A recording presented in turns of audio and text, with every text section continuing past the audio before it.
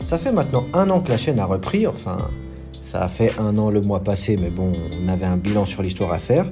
Donc pour cette vidéo anniversaire, faisons du neuf avec du vieux. Pourquoi du vieux? Parce qu'on va reparler d'un jeu Shrek 2. Pourquoi du neuf? Parce que pour la première fois, on va parler d'un jeu qui m'a marqué en mal. Laissez-moi donc revêtir ma chemise de JDG. Et ce jeu, c'est pas n'importe quel jeu, c'est mon 2e jeu vidéo. Donc j'étais vraiment petit et plein d'espoir envers le monde du jeu vidéo quand on a mis cette horreur sur mon passage. Shrek 2, Beg for Mercy. Implorer la pitié. Il porte bien son nom celui-là. Enfin, en français, il s'appelle La Charge Héroïque. Mais vous fiez pas à ce nom un peu rigolo là. Ce jeu, il est pas rigolo. Quelqu'un un jour s'est dit « Hey, vous savez ce qui serait génial? Un jeu Shrek 2 qui raconte pas l'histoire de Shrek 2. » Qu'est-ce qu'il raconterait alors? Ce que fait le chapeauté quand il est pas à l'écran, ça me semble évident. Ouais, c'est vrai que ça pourrait être fun. Non, pas de fun. Rendez-le sombre, déprimant et avec une difficulté bien supérieure à ce que peut supporter un jeune enfant. Je vois pas d'autre solution. Vraiment, entre ça et son passage dans le jeu de PlayStation, le chapeauté est vraiment un antagoniste de mon enfance. Tu m'étonnes que je sois team chien. Enfin, je suis team chèvre, mais à choisir, je suis team chien. Bref, perdons pas trop notre temps avec du blabla, lançons le jeu et pour une fois on va changer la question. Est-ce que c'est si horrible que dans mes souvenirs?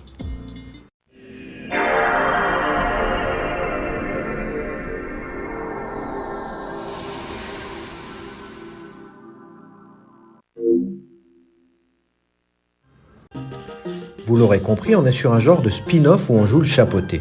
Donc après une intro qui te met dans l'ambiance, et je le dis sérieusement cette fois,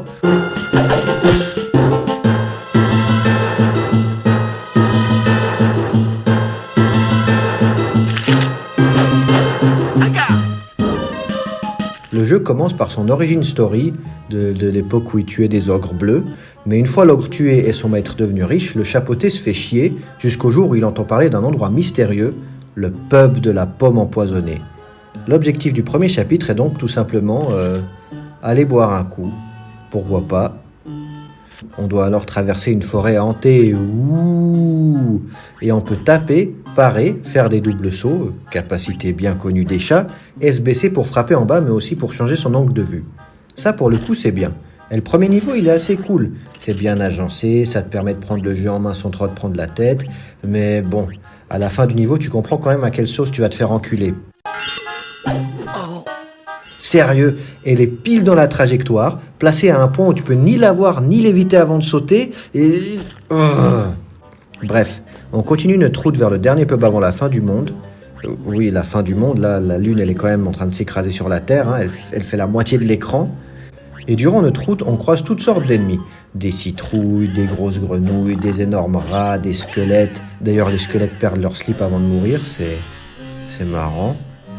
Bon oui, c'est marrant en vrai. Sinon, il y a aussi... je suis absolument pas arachnophobe, mais même moi, elle me met mal à l'aise, celle-là. Sinon, comment faire la liste de toutes ces créatures monstrueuses sans citer les terribles paysans? Pourquoi il faut toujours tuer les paysans dans les jeux Shrek? Et au passage, les souris prennent plus de coups à mourir que les paysans.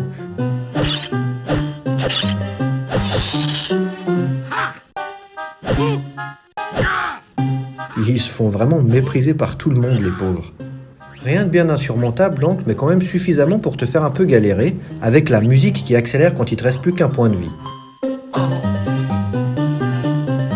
Un classique, mais qui peut quand même te faire transpirer, surtout quand ton ennemi est en pente, qui peut te toucher, mais pas toi. Calme, on est qu'au début du jeu là. Et le jeu te propose la possibilité d'assommer tes ennemis, comme le chat fait dans le film, c'est bien trouvé pour le coup. Enfin, moi j'aurais plutôt appelé ça attendrir, parce que là, il n'est pas assommé lui. Ça montre quand même que le chat c'est une sacrée diva, je veux dire. Il est tellement en recherche d'attention qu'il vomit si tu lâches la console. Bref, on finit par arriver au bar où le chat rencontre le roi qui lui demande de tuer un ogre. Le chat discute donc avec les 2 gardes du corps du roi pour régler les détails du meurtre. Ah ouais, c'est violent. Le meurtre de Shrek quoi. Pendant ce temps, Shrek... Oh putain, c'est quoi cette gueule? Et Fiona? Non. Plus sérieusement, c'est le même genre d'illustration que le livre. Enfin, le livre qui est dans le film. Donc ça va, mais ça surprend quand même. Attends, je disais... Oui, Shrek se fait inviter dans la forêt par le roi et c'est parti pour le chapitre 2. Donc ça y est, on joue enfin Shrek. Mais que pour 2 niveaux et franchement, qu'est-ce que l'ambiance est déprimante. Et pourquoi il y va de nuit ? Dans le film, ils y vont le matin, je veux dire, si le roi lui avait dit « Venez me retrouver dans la forêt au milieu de la nuit », évidemment que c'est un traquenard. Après au moins, la lune est de taille plus ou moins normale, mais attendez, on est en France ou quoi ? Après un point cool, Shrek se joue différemment que le chat. Il tape plus fort, il peut soulever des trucs, et il se manie différemment. On sent qu'on joue un personnage plus lourd et... oui, c'est un peu chiant, mais l'idée est bonne et il faut bien trouver des qualités à ce jeu. Bref, j'espère que vous aurez bien profité de Shrek parce que ça dure 2 niveaux, après un retour avec le chat dans un niveau qui s'appelle « Les flammes de l'enfer » et qui porte bien son nom. Le chat se rend dans un genre de donjon qui est lui aussi visiblement en France pour aller y trouver une arme puissante lui permettant de tuer un ogre. Oui, il est censé l'avoir déjà fait avec son épée normale, mais qui sait ? Peut-être qu'il a l'épée pour tuer les ogres bleus, mais pas l'épée pour tuer les ogres verts. Et là, on commence vraiment à enchaîner les passages bien stressants, notamment avec ces putains de chauves-souris qui sont des purges, parce que oui, quand on galère à sauter sur des plateformes où tu passes à travers une fois sur 2, on n'a que ça à foutre que d'éviter des ennemis à tête chercheuse super difficiles à arrêter.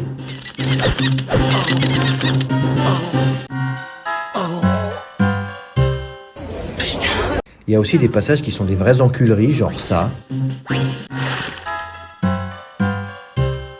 Ou ça.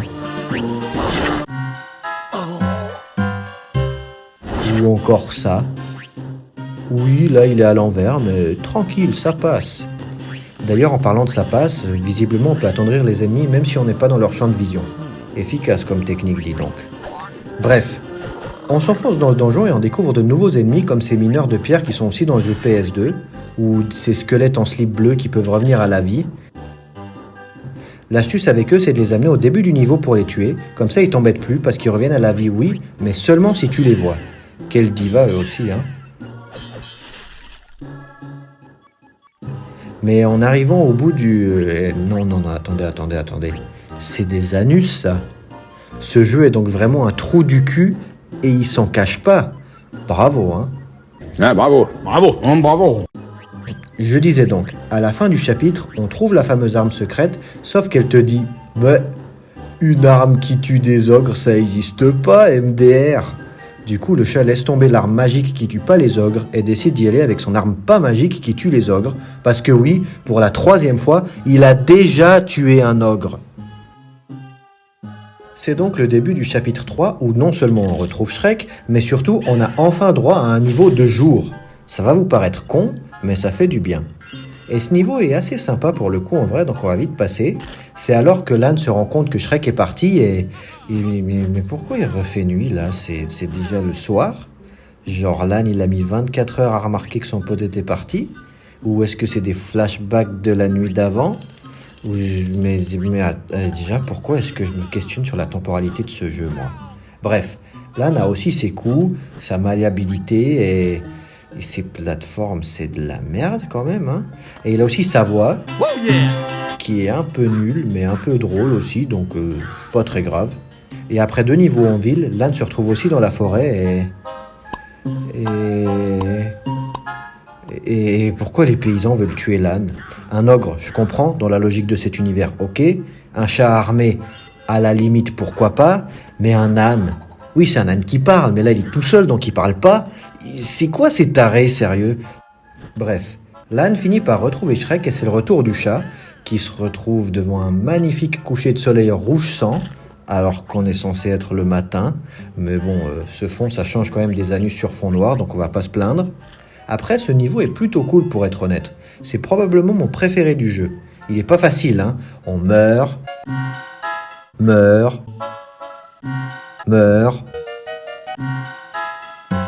remeurt.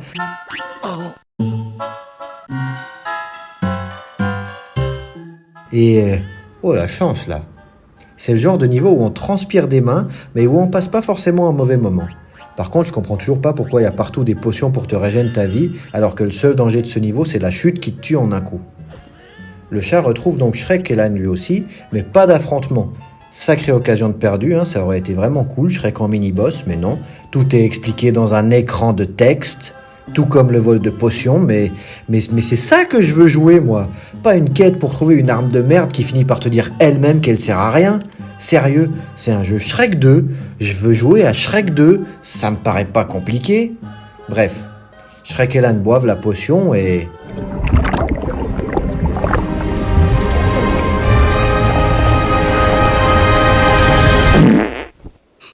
Non, on n'a même pas droit à ça, juste ils s'endorment et le chat, grand con qu'il est, pense qu'ils sont morts et décide d'aller les venger. Les venger en tuant les gardes du corps du roi, qui ont absolument aucun rapport avec les potions, donc pourquoi? Et surtout, Shrek et l'âne ils sont pas morts, et le chat il est censé être avec eux quand ils se réveillent, donc quoi? Il va partir en quête la nuit pour les venger et il a l'intention de revenir voir leurs cadavres au petit matin? Bref, on aura peut-être des réponses au dernier chapitre, on sait pas, mais en tout cas, ce qu'on sait, c'est que ça va chier des bulles. Retour donc dans la forêt et avec des sacrées purges.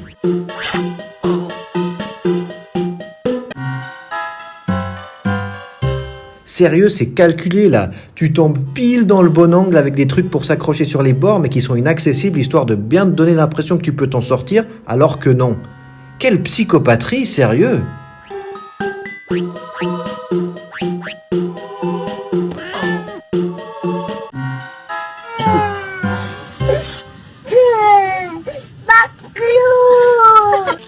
Après avoir galéré en forêt, on est de retour dans un donjon, va savoir pourquoi, et...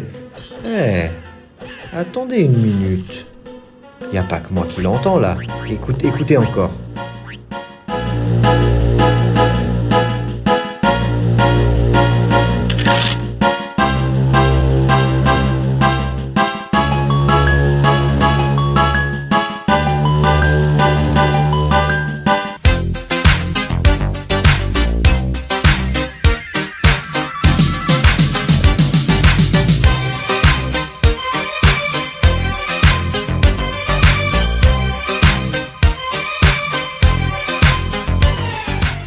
Comme les autres donjons, on retrouve ces putains de plateformes avec les chauves-souris qui viennent dans le dos, mais non!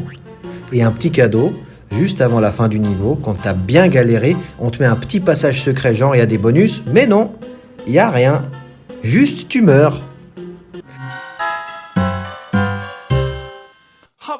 Vraiment, mais sérieux, les gens qui ont fait ce jeu, vous pensez, ils imaginaient quoi là? Que les gens ils réagiraient comment devant ça? Comme ça?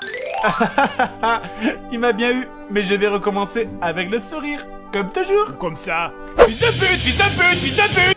Allez, c'est parti pour le dernier niveau qui commence par une statue qui te dit où sont ceux que tu cherches, parce que, oui tiens, au passage, les gardes du corps du roi, ils sont pas avec le roi, logique. Bon, déjà, d'entrée, on te fait comprendre que t'es pas là pour t'amuser, hein.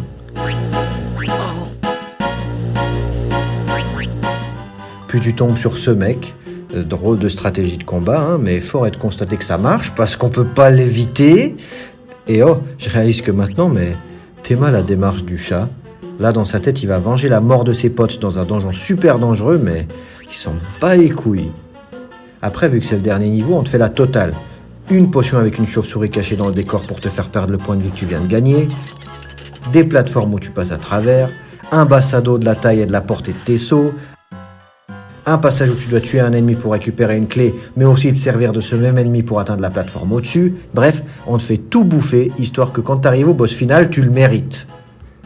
Un boss final, enfin des boss finaux plutôt, parlons-en tiens, où le combat commence par un dialogue de qualité. Vous m'avez fait tuer mes amis! Au passage, c'était pas ses amis quand il s'est fait embaucher et ils sont pas morts, mais passons. Ce à quoi les gardes du corps répondent: oh, t'as accompli ta mission, bien joué. Mais j'aime pas ta gueule, alors on va te tuer. Et... oh, quelle déception. Accrochez-vous parce que c'est un peu technique, mais c'est hyper facile. Faut monter là en évitant les flèches et ce mec qui saute comme un mongol. Et une fois en haut, t'attrapes une pomme, tu redescends, la pomme explose, les ennemis sont assommés et tu peux les taper.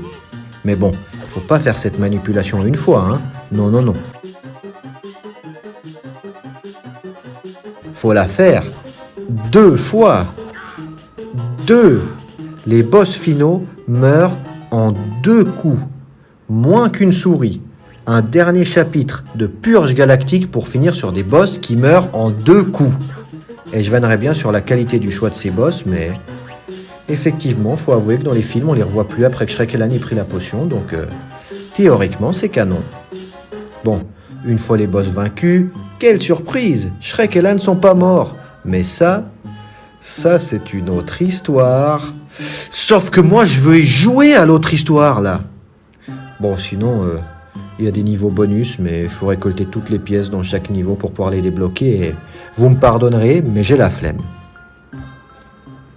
Comme vous avez pu le voir, on est sur un jeu de plateforme assez classique sur Game Boy, mais avec une difficulté bien plus haute que ce que la console offre habituellement. On se calme, les boomers. Je sais très bien que niveau difficulté, c'est rien à côté de ce qu'on trouve sur les autres consoles plus vieilles, mais quand même, quand on est petit et qu'on veut juste s'amuser, ça file une sacrée patate. Mais bon, cette difficulté est-elle le seul défaut de ce jeu? Non. Si on se focus sur les points qu'on analyse habituellement, niveau graphisme, ça va, non, il est moche, mais oublions pas que ce jeu est fait pour une console dont l'écran est 2 à 3 fois plus petit qu'un écran d'iPhone, donc évidemment qu'étiré ça sera dégueulasse. Et c'est plutôt une prouesse qu'un jeu de Game Boy réussisse à rester beau plutôt que l'inverse. Mais pour l'ambiance, là non. Shrek, c'est un univers supposément jovial et rigolo. Là, ce jeu, il en fait un truc complètement déprimant.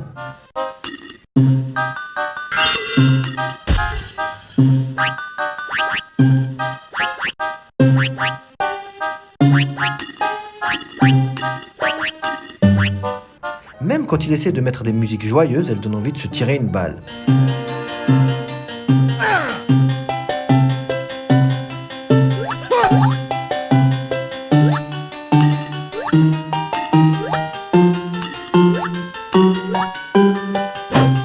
Même si, en bon point, le côté déprimant, donc sérieux, peut donner un petit côté épique à certains niveaux.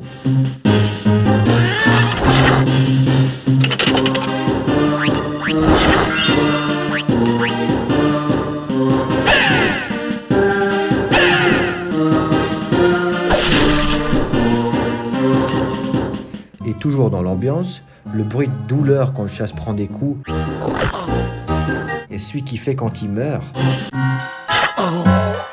Oh, ça me met vraiment des frissons. Pourquoi mettre ce genre d'audio dans un jeu pour enfants? Pareil pour Lan. Quand il meurt, il a l'air vraiment mort. Quelle horreur. Et le storytelling aussi est vraiment nul. Encore une fois, pour résumer l'histoire, le chapeauté se fait chier, donc il va au bar, ça c'est tout un chapitre déjà, puis il rencontre le roi qui l'engage pour tuer Shrek, il se met alors en quête d'une épée magique qui tue les ogres, mais l'épée elle-même lui dit qu'elle tue pas les ogres. Il va alors tuer Shrek, mais ils deviennent potes, et quand Shrek a bu la potion, le chat pense qu'il est mort, alors il veut le venger en tuant les gardes du corps du roi qui ont rien à voir avec tout ça. Le tout entrecoupé de 6 putains de niveaux avec Shrek et Lan qui ont pour seul scénario, et ils vont dans la forêt. Je veux dire, oui, le jeu PlayStation aussi brode avec ce qui se passe en dehors du film. Le passage de la forêt, le chemin, la ferme, la montagne. On voit pas ça une seule seconde dans le film. Mais ça fait sens dans le scénario et ça apporte un petit goût d'univers étendu. Mais là, cette histoire, elle est nulle. Enfin, au-delà d'être nulle, et c'est complètement con. Et je veux pas me dire qu'entre la scène où Shrek boit la potion et celle où il se réveille, le chapeauté allait buter 2 mecs qui ont rien à voir avec ça dans un donjon on sait pas où. Et même pas besoin de s'intéresser au scénario, juste l'enchaînement des niveaux fait pas grand sens. Forêt, donjon, sans trop de raison. Et on pourrait avoir une logique au niveau des ennemis. Certains ennemis pour la forêt, certains ennemis pour les donjons. Mais le bestiaire est même partout, je veux dire, t'as autant de squelettes, de citrouilles et de grenouilles dans la forêt que dans les donjons, c'est complètement débile.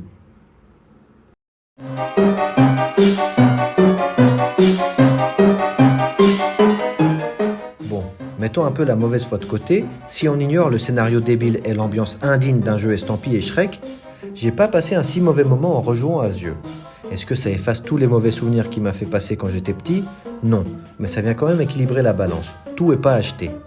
D'ailleurs, les notes de ce jeu sont pas mauvaises, ce qui montre que ce jeu a probablement des fans, et je pense que d'une certaine manière, j'en fais un peu partie. Et il y a un truc que je vous ai caché, il y a un autre jeu Shrek 2 sorti sur Game Boy. Un jeu sorti en même temps que le jeu PlayStation, avec un design similaire, et qui raconte l'histoire du film. Ce jeu, il est sorti avant Beg for Mercy, ce qui veut donc dire que ce dernier est vraiment un spin-off, Et l'idée est pas mauvaise à la base. Un jeu où on suit les aventures du chapeauté, c'est carrément une idée que DreamWorks aura des années plus tard pour en faire un film. Un jeu permettant de découvrir une nouvelle histoire, un nouveau gameplay, ce qui peut aussi expliquer la différence d'ambiance. Mais bon, encore une fois, rendre l'ambiance de Shrek si déprimante et ce pour raconter une histoire qui raconte rien, bah je comprends pas. Et c'est ça que je dirais sur ce jeu. Il est pas si mauvais, hein. Il est pas à oublier, il est pas à fuir, mais Pourquoi faire? ouais, bon. Que je le veuille ou non, ce jeu fait partie intégrante de mon enfance, et même si comme tout le monde il y a des choses que j'aimerais en supprimer, je pense pas qu'il en fasse partie. Encore une fois, j'ai pas passé un si mauvais moment en y rejouant, hein. Mais ça reste quand même un jeu d'enculé. Donc allez le découvrir si vous en avez envie, mais faut vraiment en avoir envie, hein. Heureusement, alors que j'étais encore petit, j'ai fini par découvrir qu'il y avait un autre jeu Shrek 2 sur Game Boy, et ça sera pour le mois prochain.